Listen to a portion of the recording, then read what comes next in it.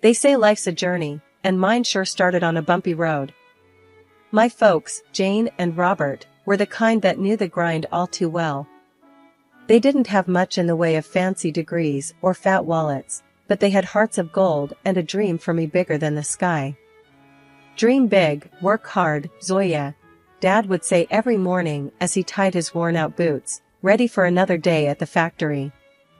Mom, with her gentle smile, would pack my lunch, her hands rough from years of juggling odd jobs. I was their golden ticket, their dream of a better life, and they poured every penny they could spare into a jar labeled her future. It wasn't just loose change, it was their sweat, their hope, and their love, all clinking together in that old glass jar. High school was where the rubber met the road.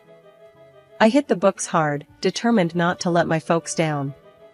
Evenings were a family affair, with Mom quizzing me on my homework and Dad sharing stories about the value of every hard-earned dollar. Then came the letter that changed everything. A thick, fancy envelope with the words admission confirmed printed on the front.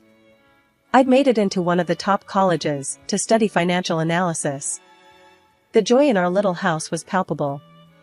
Mom cried, Dad hugged me so tight I thought I might break, and that night, we had a celebration dinner, nothing fancy, just our favorite stew, but it tasted like victory. College life was a whole new world. I was a small fish in a big pond now, but I wasn't about to float, I was there to swim. To keep afloat financially, I started tutoring. It was during one of these sessions that I met Mike. He was a bit rough around the edges, always had his cap on backward, and seemed more interested in cracking jokes than cracking books. You know, you'd learn faster if you stopped trying to make me laugh all the time, I chided him during one of our sessions. Mike just grinned, that lopsided grin that I'd soon learn to love. And you'd be less stressed if you laughed a bit more. Balance, you know? Our study sessions soon turned into long conversations, laughter, and eventually, something more. He was different from anyone I'd ever met, he had this way of looking at life, unfiltered, unpretentious, just real. But life's not just about the good times, is it? It's about the grind, the hustle, the unending push to keep moving forward. That's what my parents taught me, and that's what I was determined to do, Mike by my side or not. Life after college was like stepping onto a whole new playing field. I landed a gig at a top firm right off the bat. All those nights hitting the books paid off, and I was ready to roll up my sleeves and dive into the world of finance. It was all high rises, sharp suits, and numbers that made your head spin. And let me tell you, it felt good. Real good. Mike, on the other hand, he was treading water. Jobs for him were like buses, you miss one, and you're waiting ages for the next. When he finally landed something, it was clear his paycheck wasn't gonna stack up against mine. At first, it hung in the air like a bad smell. Mike would come home, his pride a little bruised, and I'd be there, trying to lighten the mood. Hey, it's not about who brings in what, I'd say, slinging an arm around him as we sat down to some takeout after a long day. We're a team, right?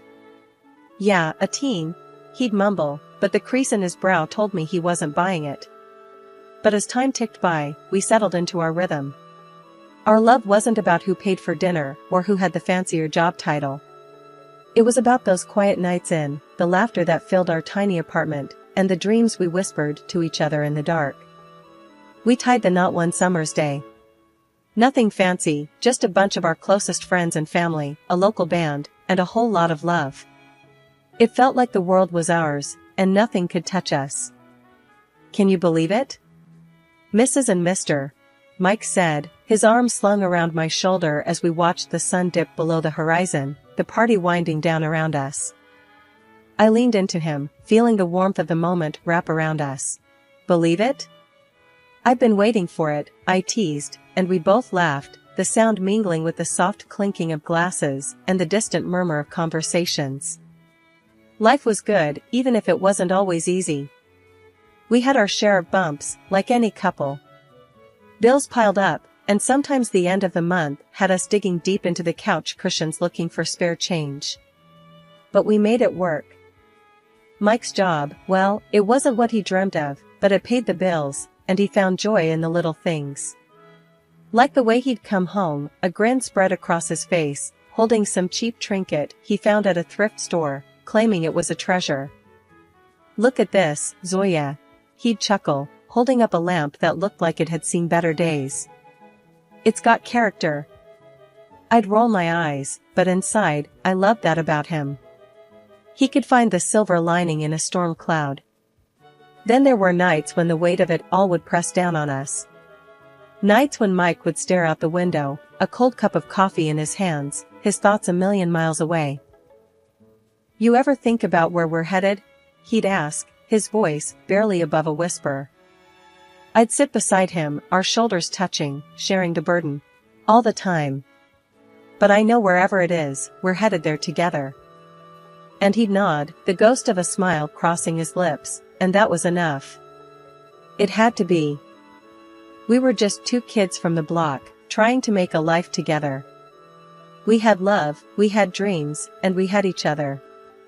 And back then, that felt like enough. Stability's a funny thing, you know? One minute you're on top of the world, and the next, it's like the rug's been pulled out from under you. That's what happened to us. My fancy job, the one I thought was rock solid, crumbled like a house of cards. The day it all went down, I remember walking into the office like any other Monday. But the air was different, tense, like a storm was about to hit. And boy, did it hit. The boss called us into the conference room, his face ashen, words stumbling over each other. "Bankruptcy," he said. That one word echoed in my ears, a death knell to all our dreams. I came home that night, my mind a whirlwind of panic and disbelief. Mike was there, sprawled on the couch, a game flickering on the TV. He looked up, saw my face, and immediately knew. "What's wrong, babe?"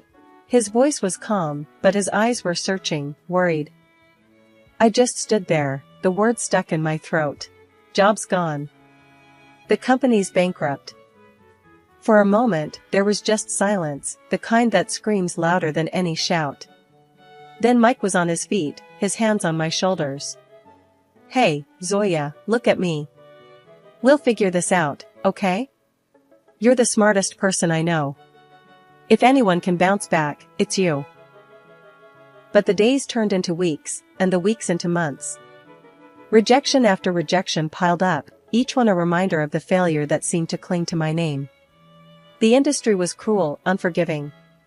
"We respect your credentials, but..." That but cut deeper each time. Mike did what he could, his paycheck barely enough to keep us afloat. But I saw the strain in his eyes, the way his smile didn't quite reach them anymore. One evening, I found him at the kitchen table, bills spread out like a bad hand of cards. He didn't hear me come in, just kept muttering to himself, numbers and curses tangled up. "Mike?" He looked up, his face drawn, tired. "How did we get here, huh? Used to be we worried about what takeout to get, now it's about which bill can wait till next month." I sat down, took his hand. We knew life wasn't gonna be a straight road, right? We've hit a bump, a big one, but we'll get over it. Together. Mike shook his head, a bitter laugh escaping him. "Together? Look at us. You're jobless, and I'm barely scraping by. This isn't what we signed up for." His words stung, a slap of reality I wasn't ready for. "So what, you're saying I'm not trying? You think I like being stuck here, useless?" "No, that's not what I mean." He ran a hand through his hair, frustration etched in every line of his face. "It's just hard, you know? Feels like no matter how hard I paddle, we're sinking." I wanted to say something, anything, to fix it, to make the hurt in his eyes go away. But the words wouldn't come. Instead, we sat there, together yet miles apart, the weight of our crumbling world pressing down on us. Betrayal, they say, cuts deeper than a knife. It's a wound that festers, a poison that spreads until everything you once held dear is tainted. That's what it felt like when Mike turned on me. It started with snide remarks, little jabs here and there. At first, I tried to brush it off, chalk it up to stress, to the pressure we were both under. But as the days dragged on, those jabs turned into full-blown attacks. Another day, another stack of rejection letters, huh? Mike's voice was harsh, nothing like the warm tones I fell in love with. I looked up from the pile of envelopes on the table, my heart sinking. I'm trying, Mike. You know I am. He snorted, a cold, mocking sound. Trying? What good is trying if it gets us nowhere? You know how much I'm stretching every dollar to keep us afloat here? I felt the sting of his words, the unfairness of it all burning in my chest. You think I don't know that? You think I like sitting here, feeling like a burden? A burden? Well, if the shoe fits. His words were a slap in the face, a confirmation of my worst fears. I stood up, my hands shaking. I can't believe this. After all we've been through, this is how you talk to me? Mike's face was hard, unyielding. Face it, we're sinking and you're just dead weight. I'm done carrying you. That night was the longest of my life. I lay in bed, staring at the ceiling, the echoes of Mike's words haunting the silence. I thought about everything we had been through, all the dreams we had shared. And I realized that the man lying next to me, the man I had built my life with, was a stranger to me now. The final blow came a few days later. I came home to find Mike in the living room, but he wasn't alone. The woman with him was young, too young, with a smirk that made my blood boil. Oh, look who decided to grace us with her presence, Mike sneered as I stood frozen in the doorway. The woman giggled, a high, grating sound. Is this the famous wife? The one who can't hold down a job? I felt the room spin, my heart pounding in my ears. Mike, what is this? Mike stood up, his eyes cold. This is me moving on. I'm done with you, with this sham of a marriage. He threw a stack of papers at me, the word divorce glaring up at me in bold letters. Consider this your eviction notice too. I want you out. I looked from the papers to Mike, to the woman still smirking on the couch. I was numb, the pain too deep, too raw to comprehend. Without a word, I grabbed my coat and my bag, the life I had known slipping through my fingers like sand. Life has a funny way of kicking you when you're down, but it's also got a knack for throwing you a lifeline just when you're about to sink. That's what happened to me the day I wandered into Linda's salon, a place I used to frequent back in my better days. My mind was a mess, my heart in pieces. I must have looked a sight, sitting there on one of those plush chairs, staring blankly at the mirror, seeing a stranger looking back. Linda, with her keen eyes and kind heart, must have seen the storm brewing inside me. She approached, her step soft, her voice gentle. Honey, you look like you could use a friend, she said, her hand resting lightly on my shoulder. I looked up, met her gaze in the mirror, and before I knew it, the floodgates opened. Words poured out, raw and unfiltered, the story of my downfall, my betrayal, my brokenness. Linda listened, really listened, her nods and soft murmurs a balm to my battered soul.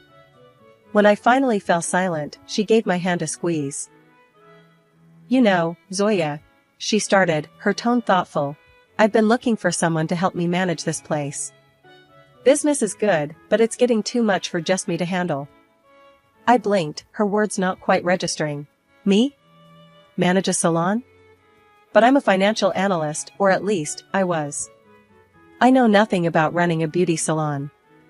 Linda chuckled, a warm, rich sound. Oh, honey, skills can be taught, learned. But character, grit, determination, now those are things you either have or you don't. And you, my dear, have them in spades. I stared at her, the offer sinking in. It was crazy, totally left field. Me, running a salon? But then, what did I have to lose? My career was in tatters, my personal life a disaster. I don't know what to say, Linda. I stammered, my mind racing. Say you'll think about it, she suggested, her smile reassuring. No pressure. But I've got a good feeling about this, about you. And hey, it comes with a place to stay. The apartment upstairs is vacant, and I'd be happy to cut you a deal on the rent. I was floored. A job and a place to stay? It was more than I could have hoped for in my darkest hour. It was a chance, a lifeline, a glimmer of hope in the endless night. Linda, thank you. I'll think about it, I promise. I managed to say, my voice thick with unshed tears. She gave my hand another squeeze. Take your time, honey. But remember, sometimes the best opportunities are the ones we never saw coming. I left the salon that day with a lighter heart than I'd had in months. The road ahead was uncertain, scary even. But for the first time in a long while, I felt like maybe, just maybe, I wasn't alone in this fight. Starting over ain't easy, especially when you're building from scratch. But sometimes, life gives you a second shot, and you've just gotta grab it with both hands. That's what I did at Linda's salon. It was a world away from the high-flying finance scene, but it had its own rhythm, its own pulse. And before long, I found myself getting into the groove of it. Linda was more than a boss, she was a mentor, a friend. She showed me the ropes, from managing bookings to handling the most colorful of clients. I threw myself into the work, letting it consume me, heal me. One day, after closing, we sat down, a couple of cold drinks in hand, going over the accounts. The numbers were looking good, better than good. You've got a real knack for this, you know, Linda said, her eyes sparkling with pride. I shrugged, a small smile playing on my lips. Guess I've always been good with numbers. And people. She nodded, taking a sip of her drink. It's more than that. You've got vision, drive. You've turned this place around. Heck, you're pulling in clients like I've never seen before. I chuckled, the sound surprising even to myself. Well, desperate times call for desperate measures. I just figured, why not try something new? What did we have to lose? Linda's smile widened. That's the spirit. And speaking of trying something new, I've been thinking. The way she trailed off, that twinkle in her eye, I knew she was onto something big. Out with it, Linda. What's cooking in that brain of yours? She leaned in, her voice dropping to an excited whisper. Expansion. This place is just the start. I'm thinking a chain, a brand. And I want you in on it. As a partner. The words hit me like a bolt of lightning. A partner. Me. After everything that had crumbled, here was a chance to build something new, something mine. Linda, are you sure? That's a huge step. She nodded, her gaze steady. I've never been sure of anything. You're not just rebuilding your life, you're helping me build my dream. We're a team, and together, we're unstoppable. I took a deep breath, letting the weight of her words sink in. This was it, a new chapter, a new beginning. From the ashes of my old life, here I was, rising, stronger, fiercer. All right, Linda. Let's do it. Let's build something amazing together. And we did. We worked hard, turning one salon into a chain of salons. Each new opening was a victory, a testament to our grit, our partnership. We were more than just a business, we were a force, a brand that stood for resilience, for beauty, for empowerment. Looking back, I couldn't believe how far I'd come. From the depths of despair to the heights of success. It wasn't just about the salons, the money, the recognition. It was about finding myself, my strength, my worth. The warm, inviting atmosphere of the salon buzzed with energy, a stark contrast to the cold, unforgiving streets outside. I was there, in my element, wrapping up Mrs. Jenkins' hairdo, her laughter mingling with the soft tunes playing in the background. The salon, my pride and joy, was more than just a business, it was a sanctuary, a testament to my journey. Mrs. Jenkins, with her sharp wit and warm heart, was in the middle of one of her famous anecdotes when the door burst open, sending a draft through the room. The chatter dipped into silence as Mike, my past mistake, walked in, swagger in his step, that same arrogant girl from years ago, clinging to his arm. His laughter, loud and mocking, sliced through the calm. What's this? Zoya? The high-flying financial whiz turned scissor-happy hairdresser? The girl with him, all smug smiles and judgmental glances, chimed in, her voice dripping with disdain. Really hit rock bottom, haven't you? From boardroom to this, quaint little salon. The air felt heavy, charged with unspoken words and suppressed emotions. I felt Mrs. Jenkins' grip tighten around my hand, her presence a silent pillar of strength. Without missing a beat, Mrs. Jenkins rose from her chair, her stature small, but her presence enormous. "You listen here, you ignorant fool. This woman, this hair snipper as you call her, she owns this place. Not just this one, but a whole chain of them. She's been in the papers, recognized as one of the most successful entrepreneurs around." Mike's smirk wavered, his companion's laughter faltering into an awkward silence. Mrs. Jenkins leaned in, her voice a fierce whisper that filled the room. "And you, I've seen you, parading around town, always a drink in hand, always on the brink of another shambles. It's you who's the embarrassment, not her. You're the one tossed from job to job like a rag doll." The salon was still, the air thick with tension. Mike, once towering with arrogance, now seemed smaller, his bravado fading under the weight of truth. He tried to interject, a weak, "Now, listen here," barely leaving his lips, before I cut him off. "Mike, your time here is done. You chose to walk out of my life, and that's where you'll stay. Out. You're not welcome here, not in my business, not in my life." His eyes met mine, a flurry of emotions passing through them, anger, shame, maybe a hint of regret. But it was too late. I had moved on, built a new life from the ashes of his betrayal. The girl with him, her confidence now a crumbled facade, tugged at his arm. "Let's go, Mike. This is pointless." They turned to leave, their exit as dramatic as their entrance, the door closing with a soft click behind them. The salon erupted into applause, a chorus of support and solidarity, Mrs. Jenkins leading the charge. She turned to me, her eyes softening. "You, my dear, are the epitome of grace and strength. Don't you ever forget that." The room slowly returned to its rhythm, the incident fading into just another story to tell. I looked around, my heart swelling with pride. These walls, these people, were a part of my story, a narrative of resilience, of rebirth. After the door closed on that chapter of my life, the salon, my sanctuary, felt even more like a haven. Linda, ever the pillar of strength and wisdom, sidled up to me as I was tidying up for the day. Her smile was as warm as the sunshine peeking through the windows. "You did good today, real good," she said, her eyes twinkling with a mix of pride and mischief. I chuckled, shaking my head. "Good? I feel like I just went 10 rounds in the ring." "Ah, but you came out on top. That's what counts," she insisted, giving me a gentle nudge. "And speaking of coming out on top, I've been thinking." That tone, that look in her eye, I knew it well. It meant Linda had another one of her grand ideas, the kind that had turned this salon from a dream into an empire. I leaned on the counter, my curiosity piqued. "Out with it then. What's brewing in that brilliant mind of yours?" She leaned in, her voice low and conspiratorial. "Expansion is great, we've nailed that. But what about branching out even more? I'm talking product lines, training academies, maybe even a reality show. Sky's the limit." The idea was bold, daunting, and utterly thrilling. The thought of turning our brand into something even bigger, touching more lives, igniting more dreams, it set my heart racing.